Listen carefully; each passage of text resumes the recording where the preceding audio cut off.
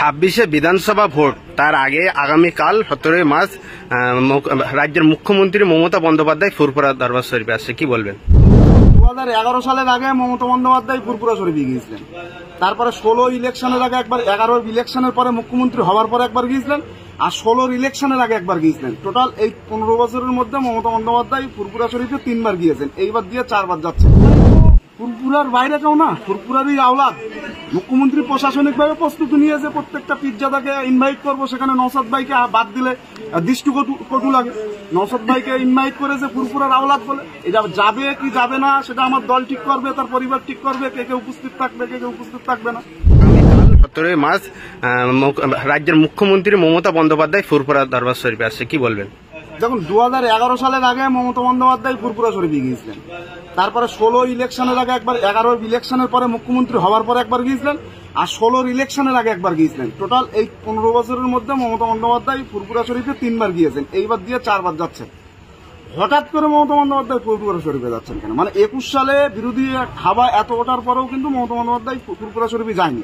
মানে 26 সালের যে সমীক্ষা টিম আছে, শাসক দলের তৃণমূল কংগ্রেসের সমীক্ষা টিম আছে, সেটা কিন্তু সমীক্ষাটা সঠিকভাবে উঠে এসছে যে সংখ্যালঘু ভোট কিন্তু মমতা বন্দ্যোপাধ্যায়ের পাশে নেই। যদি এক্ষুনি ফুরফুরা শরীফে গিয়ে মাথায় ঘোমটা দিয়ে ইফতার মসজিদ যদি না করা হয়, আর এইদিক শুভেন্দুর দিয়ে যদি বড় বড় কথা বলানো না হয়, এই সংখ্যালঘু ভোট বিচ্ছিন্ন হয়ে যাবে। আইএসএফ একটা ভালো জায়গা তৈরি করবে, এই ভয়েই মমতা বন্দ্যোপাধ্যায় ফুরফুরা শরীফে যাচ্ছে। তাহলে কি 26-এ বিধানসভা ভোটের আগে কি মমতা ব্যানার্জি আবার দোয়া নিতে গিয়েছে ফুরফুরা শরীফে যাবে, কি মনে করছেন? মমতা বন্দ্যোপাধ্যায় তো এর আগে 21 সালে মুখ্যমন্ত্রী হয়েছে, বলেছেন যে আমি ফুরফুরার দোয়া নেই মুখ্যমন্ত্রী হয়েছি। আমরা তার সাধুবাদ জানাবো, কিন্তু তারপরে এই 11 বছর 2025 সাল আজকের দিনে দাঁড়িয়ে পর্যন্ত মমতা বন্দ্যোপাধ্যায় সেই সংখ্যালঘু মুসলিম সম্প্রদায়ের জন্য কি করেছে?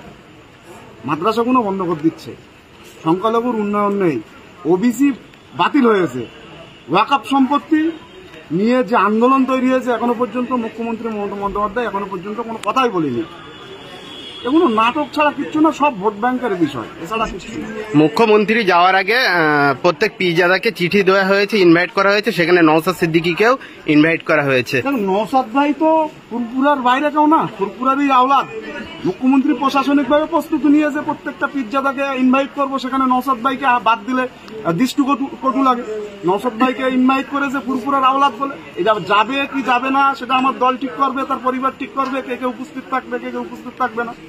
কিন্তু এটা মুখ্যমন্ত্রী এমনি প্রশাসনিক যেটা কর্তব্য সেটা মুখ্যমন্ত্রী পালন করে, তার জন্য আমরা সাধুবাদ জানাচ্ছি।